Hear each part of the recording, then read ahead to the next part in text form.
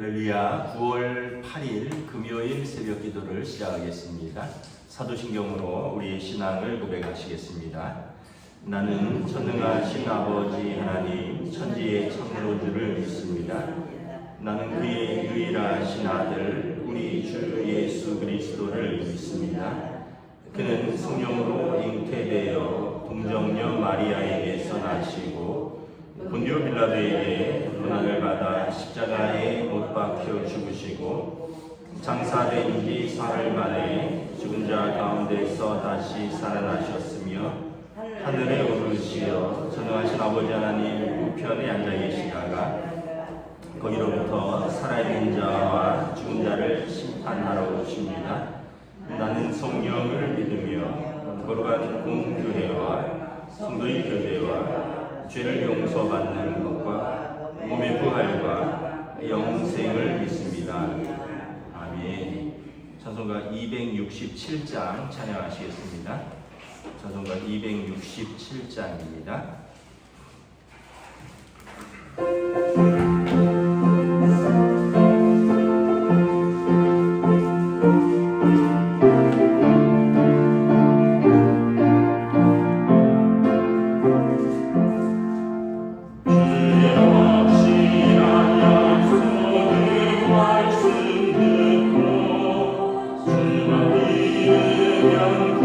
구원을 얻으리라.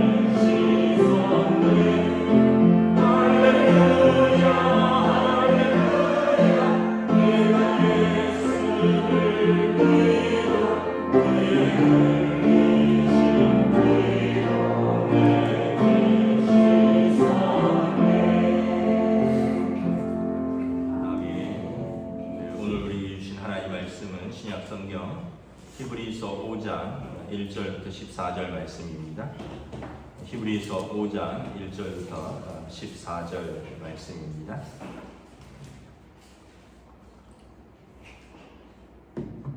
다 찾으신 줄 알고 저와 여러분들이 한 절씩 교도하겠습니다. 대제사장마다 사람 가운데서 택한 자이므로 하나님께 속한 일에 사람을 위하여 예물과 속죄하는 제사를 드리게 하나니 그가 무시하고 미혹된 자를 능히 용납할 수 있는 것은 자기도 연약하게 휩싸였습니다. 그러므로 백성을 위하여 속죄제를 드림과 같이 또한 자신을 위하여도 드리는 것이 마땅하니라. 이 존귀는 아무도 스스로 취하지 못하고 오직 아론과 같이 하나님의 부르심을 받은 자라야 할 것이다.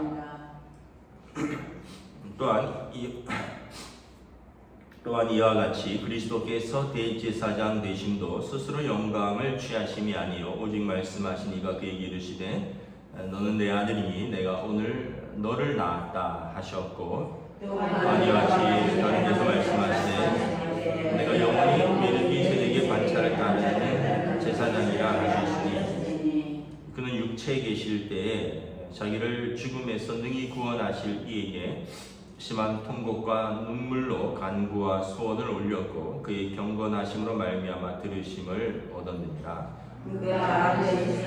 받으신 고난으로 순종함을 배워서 온전하게 되셨은즉 자기에게 순종하는 모든 자에게 영원한 구원의 근원이 되시고 하나님의 멜기세덱의 만찬을 따른 대제사장이라 칭하심을 받으셨느니라.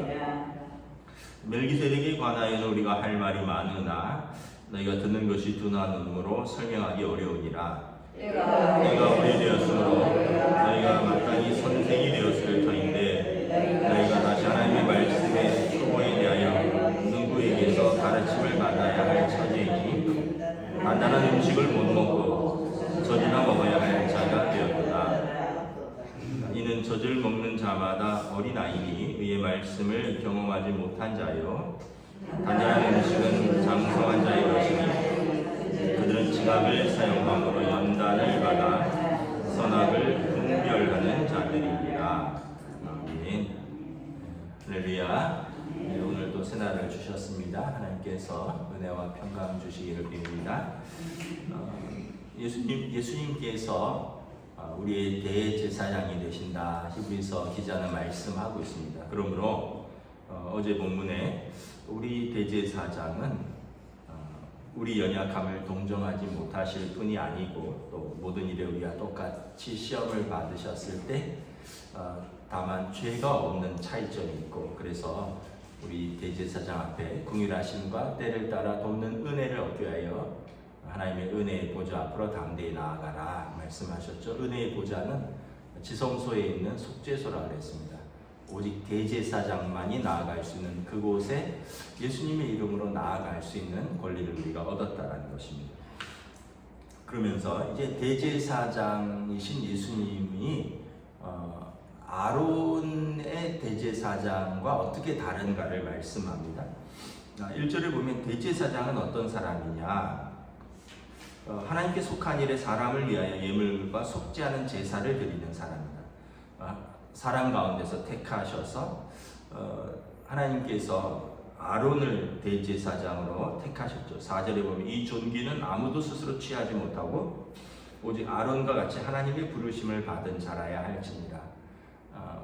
레위 지파의 모세의 형인 아론을 하나님의 존귀한 대제사장으로 부르셨습니다. 그리고 이 대제사장은 하나님께 속한 사람들을 위하여 예물을 드리고 또 속죄하는 제사를 드리는 일이 대제사장의 직무입니다. 그래서 하나님 앞에 죄인의 속죄를 위하여 하나님 앞에 대신 나아가는 중보자의 역할을 하는 거죠. 2절에 보면 그 대제사장이 하나님에 대해서 무식하고 세상 지식이 아니라 하나님에 대해서 무식하고요. 또 미혹된 자들, 죄에 대해서 유혹에 넘어진 자들을 능히 용납할 수 있는 이유는 대제사장 본인도 육신이고 본인도 연약함에 휩싸였기 때문에 사람들의 무지와 사람들의 죄에 대해서 그도 깊이 공감할 수 있고, 그리고 그들의 죄에 대해서 하나님께 나아가서 아뢰을 수 있다는 것입니다. 그리고 또한 3절에 보면 이 육신의 대제사장은 자기도 육신이기 때문에 백성을 위하여 속죄제를 드림과 같이 또한 자기를 위해서도 드리는 것이 마땅하니라. 대제사장도 사람이고 또 그도 마음으로 죄를 짓고, 그래서 그도 이 대제사장이 하나님 앞에서 백성과 자신을 위하여 먼저 제사를 드립니다.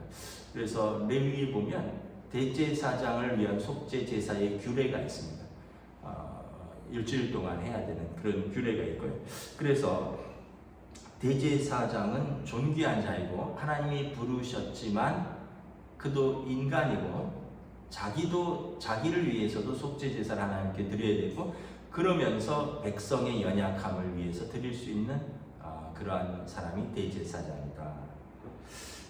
예수님께서 우리 대제사장 되심을 말씀을 하는데, 그리스도께서 대제사장 되심도 대제사장은 하나님이 부르시는 것이거든요. 스스로 그 대제사장의 영광을 취하심이 아니라 오직 말씀하신 이가 그에게 이르시되 너는 내 아들이니 내가 오늘 너를 낳았다 하셨고, 하나님께서 하나님의 아들로 부르셨고, 또한 하나님께서 6절에 보면 내가 영원히 멜기세덱의 반차를 따르는 제사장이라 하셨다.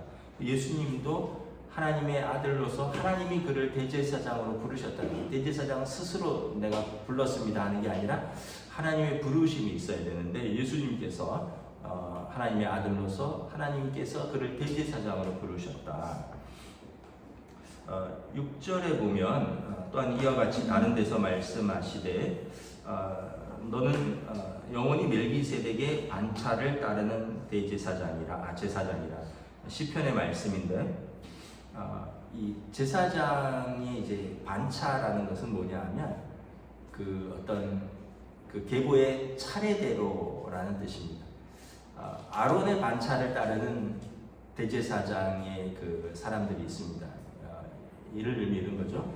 아론과 그리고 아론이 죽으면 그의 장남입니다. 그리고 장남이 죽으면 그의 장남이고, 아들이 없으면 아론의 차남이 이렇게 승계를 하는 겁니다. 그리고 대제사장은 종신직입니다. 그러니까 우리가 아론의 반차라는 것은 그런 거죠. 아론의 장남, 그리고 아론의 장손 이렇게 내려가는데, 장남이나 장손이 없으면 차남으로 내려가고 그의 또 장손이 이어받고, 이게 아론의 반차를 따르는 대제사장인데, 이게 육신의 족보를 따른다는 거죠. 그럼 예수님의 대제사장은 시편의 그 6절에 보면 시편 말씀인데, 시편 110편 말씀인데, 예수님은 멜기세덱의 반차를 따르는 제사장이라. 멜기세덱은 창세기에 보면 아브라함이 이제 조카 롯이 소돔 왕들과 연합군에 의해서 사로잡혀 가죠.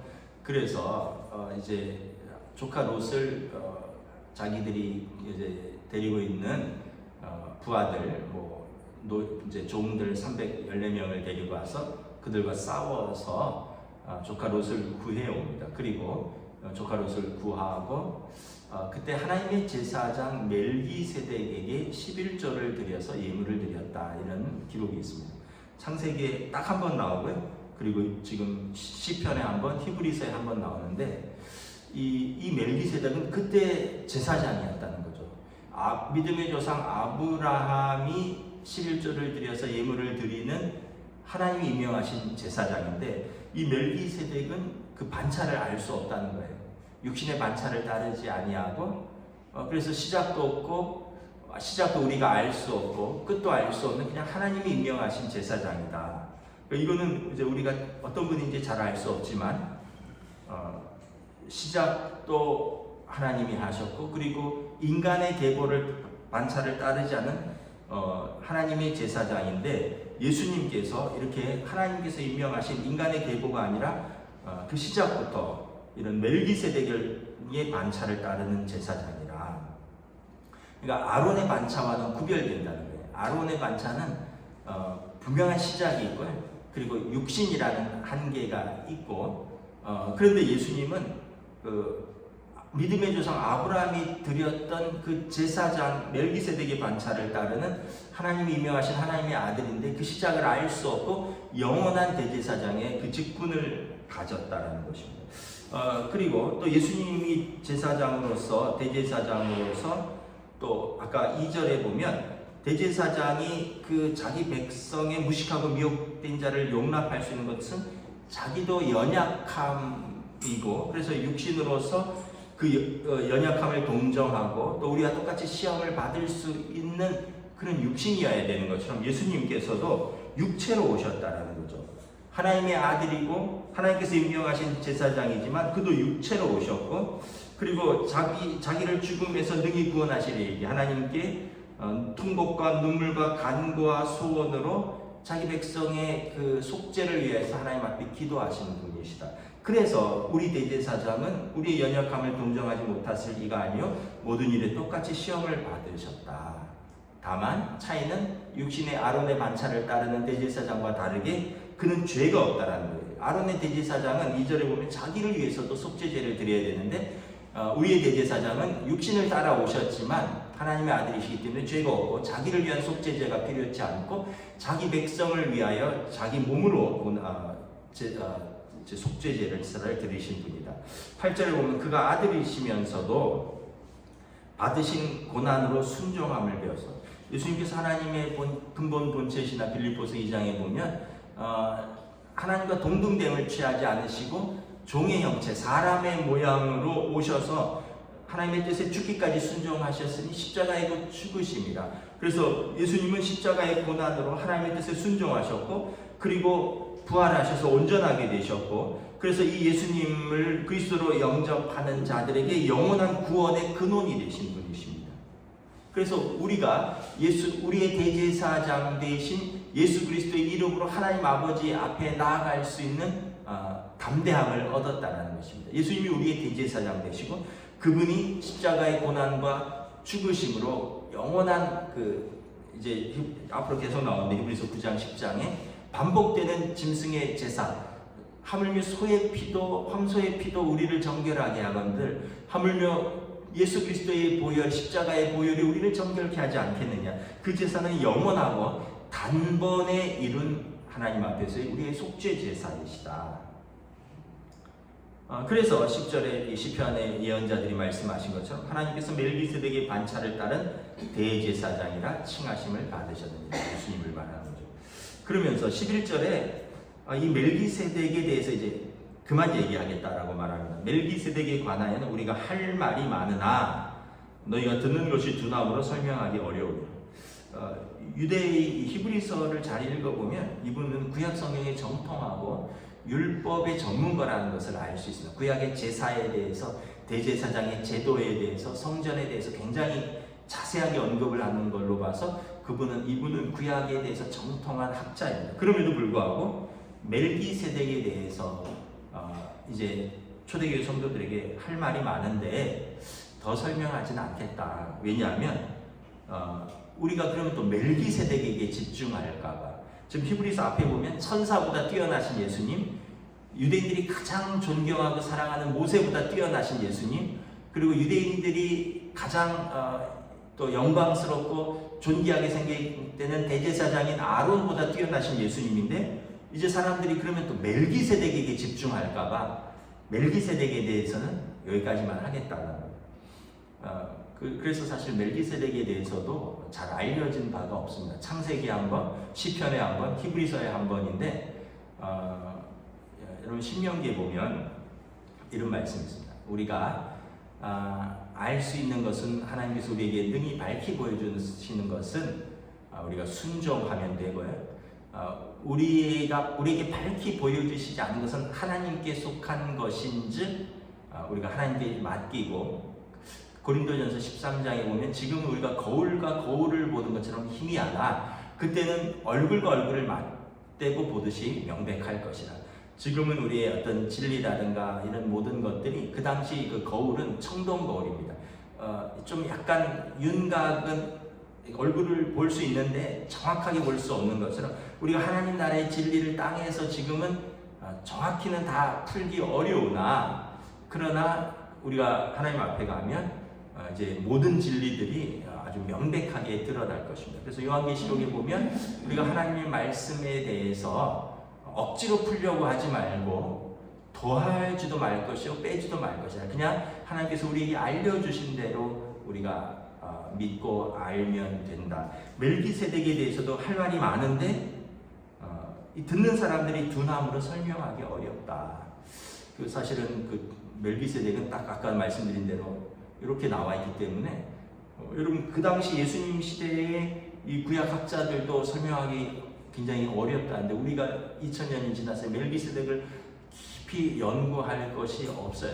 그래서 그러다 보면 또 멜기세덱을 높이게 되고 또 멜기세덱을 또 가뜩이나 지금도 모세를 높이는 사람, 뭐 아론을 높이는 사람, 영적인 천사를 높이는 사람들이 있는데 그러므로 이 정도만 설명하겠다. 예수님은 이 하나님께서 친히 임명하신 그리고 시작도 없고 영원한 멜기세덱의 반차를 따르는 하나님의 대제사장으로서 아론의 반차를 뛰어넘는 육신의 대제사장을 뛰어넘는 하나님의 아들이시다. 이 정도만 말하는 거죠. 그래서 12절부터 쭉 보면 우리에게 말씀을 듣는 우리의 어떤 자세와 태도에 대해서 말합니다. 때가 오래되었으므로 너희가 마땅히 선생이 되었을 터인데 너희가 다시 하나님의 말씀에 대해서 초보처럼 되었도다. 그래서 누구에게 가르침을 받아야 할 처지고 단단한 음식은 못 먹고 젖이다 먹어야 할 자가 되었도다. 아마 초대교인들이 다시 예수님에게서 떨어져서 유대 공동체로 돌아가려고 하는 사람들이 있었던 것 같아요. 이미 이때는 성전이 멸망하기 직전이니까 예수님께서 부활 승천하신 것이 AD 33년이라면 약 30년 정도가 지났는데 예수님께서 금방 오실 것 같은데 더디 오시니까 사람들의 믿음이 흔들리고 다시 육신의 대제사장이 있는 유대교로 돌아가자 하는 사람들이 있었던 것 같아요. 그 너희가 이렇게 한 세대가 지나도록 예수를 믿었다면 이제는 더 그 깊이가 깊어져야 되고 이제는 남을 가르칠 만한 선생이 되어야 되는데 어찌하여 다시 내가 이렇게 가르쳐야 할 정도로 말씀이 초보가 되었고 딱딱한 것을 소화를 못하고 젖이나 먹는 연약함이 어린이가 되었느냐라는 거죠. 여러분 이거 우리에게 주시는 말씀으로도 생각해 볼 수 있습니다. 예수를 그렇게 믿었는데 평생 예수를 믿기도 하고 뭐 권사의 직분을 받기도 하고 뭐 목사 장로의 직분을 받기도 하고 뭐 안수 집사의 직분을 받기도 하고 예수 믿은 세월이 얼마인데 아직도 믿음이 연약해서 시험에 든다 그러고 아직도 하나님의 말씀에 대해서 딱딱한 것을 씹지 못하느냐 우리에게 주시는 책망으로도 볼 수 있어요. 여러분 딱딱한 걸 씹는다는 것은 어떤 의미냐면 말씀을 들을 때 내가 소화할 수 있는 것만 말씀을 들어서는 안 된다는 거예요. 내가 소화할 수 있는 것은 뭐래요? 위로하는 말씀, 은혜로운 말씀. 애기들이 부드러운 거를 먹잖아요. 이유식 같은 거. 근데 애들한테 딱딱한 거 주면 아직 잘 못 씹죠.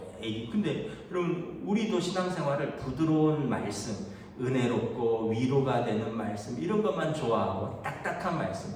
우리 마음에 부딪혀서 죄를 지적하고 우리에게 회개를 촉구하고 우리의 마음에서 그 불순한 생각들을 제하고 하나님의 말씀에 합당하게 살으라는 그런 책망의 말씀들 이런 거는 우리에게 하지 마세요. 난 힘듭니다. 세상살이도 가뜩이나 힘든데 뭘 그렇게 말씀으로 나를 힘들게 하십니까? 이러면은 딱딱한 거를 소화하지 못한다는 거예요. 때가 오래되었는데 언제까지 애기처럼 젖만 먹을 거냐? 언제처럼 애기들처럼 그렇게만 서 있을 거냐? 그럼 신앙이 자라겠냐? 애기들이 젖만 먹고 이유식만 먹고 쑥쑥 자랄 수 있겠느냐? 때가 되면 딱딱한 걸 소화해야 될 것 아니냐? 그래서 이는 젖을 먹는 자마다 어린아이니 의의 말씀을 경험하지 못한 자여 단단한 음식은 장성한 자의 것이니 그들은 지각을 사용하면서 연단을 받아 선악을 분별하는 자들이라. 애기들은 그럴 수 있다는 거예요. 그래서 여러분 초신자들이나 또 어린아이들이나 믿음이 연약한 자들은 그래 이렇게 분별할 수 없으니까 그냥 부드러운 음식만 먹을 수 있지만 여러분들은 그래도 새벽 기도를 하시는 분들은 그래도 신앙의 세월이 오래된 분들이잖아요. 이제는 마땅히 누군가를 가르쳐야 되는 선생의 입장이 된 사람들인데 여전히 부드러운 말씀만을 찾는다면 그렇다면 언제 성장하겠느냐? 언제 연단을 받고 언제 분별하고 언제 언제까지 이렇게 있게 되겠느냐라고 책망을 한 거예요. 그래서 그 당시 계속해서 예수님이 과연 계신가 이러면서 다시 유대교로 돌아가는 그분들에게 이렇게 우리의 대제사장이 이런 분이시다라고 말씀하시면서 다시 믿음의 시험 받지 말라라고 책망을 한 말씀이기도 하는 것입니다. 말씀을 마치도록 하겠습니다. 여러분, 우리가 한 번 받은 이 구원의 진리가 우리가 이것을 확고히 붙들지 않으면 계속 흔들린다는 거죠. 그래서 여러분, 다른 사람들이 볼 때, 세상 사람들이 볼 때, 또는 믿음이 연약한 사람들이 볼 때, 우리에게 있는 그 구원의 진리를 묻는 자들에게 우리가 두려움과 떨림으로 우리가 믿는 예수를 담대하게 전할 수 있어야 되지 않겠습니까? 근데 우리에게 구원의 이 근거, 희망, 구원, 소망, 하나님 나라에 대한 소망과 우리에게 이 어려운 현실 속에서도 어떻게 그 믿음을 지킬 수 있을까라고 묻는데도 몰라, 나도 몰라, 그냥 믿는 거요, 그냥 남기는 거요, 이러면 여러분, 그러면은 참 오늘 히브리서 말씀처럼 좀 안타깝다. 그래서 우리가 믿은 이 진리를 굳게 붙들고 내가 믿는 예수님이 어떤 분이신지, 예수님이 나를 구원하시기 위해서 십자가에서 어떤 일을 하셨는지, 그리고 내가 이 부활의 소망, 이 하나님의 나라의 소망을 우리가 꼭 붙들고 사는 사람이라는 것을 오늘도 담대히 증거하며 믿음으로 서시기를 우리 주님의 이름으로 축복합니다. 기도하겠습니다. 하나님의 은혜를 감사합니다. 참으로 육신에 보이는 대제사장을 그리워하고 그리로 돌아가려고 하는 초대교회 성도들에게, 물론 아론의 반차를 따르는 대제사장들도 하나님이 임명하신 거룩한 대제사장이고, 그리고 그들이 자신과 백성을 위하여 하나님 앞에 속죄의 직무를 맡은 것은 분명하지만 우리에게는 멜기세덱의 반차를 따르는 하나님의 아들이 친히 대제사장이 되셔서 그가 하늘 보좌를 버리시고 육신으로 오셔서 십자가에서 죽기까지 순종하심으로 우리를 위하여 화목제물을 드리셨고, 하나님과 우리 사이의 중보자가 되셨고, 그리고 그분이 부활하심으로 온전하게 되어 그를 믿는 자들을 온전한 구원의 근거로 삼으셨노라. 그러므로 흔들리지 말고 믿음에 든든히 서라 말씀하고 있습니다. 오늘도 우리가 담대함으로 예수님께서 하나님의 아들 되시고 그분이 나의 주와 그리스도가 되신다는 베드로의 고백처럼 저는 그리스도시요 살아계신 하나님의 아들이십니다. 우리 믿음의 고백을 근거 위에 오늘도 믿음의 삶을, 그리고 하나님 나라를 소망하는 그 소망의 삶을, 그리고 우리에게 주신 사람들을 사랑하고 하나님을 사랑하는 예배의 삶을 살아갈 수 있도록 인도하여 주시옵소서. 감사를 드리오며 우리 주 예수 그리스도 이름으로 기도드리옵나이다. 아멘. 하늘에 계신 우리 아버지, 아버지의 이름을 거룩하게 하시며 아버지의 나라가 오게 하시며 아버지의 뜻이 하늘에서와 같이 땅에서도 이루어지게 하소서. 오늘 우리에게 요할 양식을 주시고 우리가 우리에게 잘못한 사람을 용서하여 주는 것 같이 우리 죄를 용서하여 주시고 우리를 시험에 빠지지 않게 하시고 악에서 구하소서.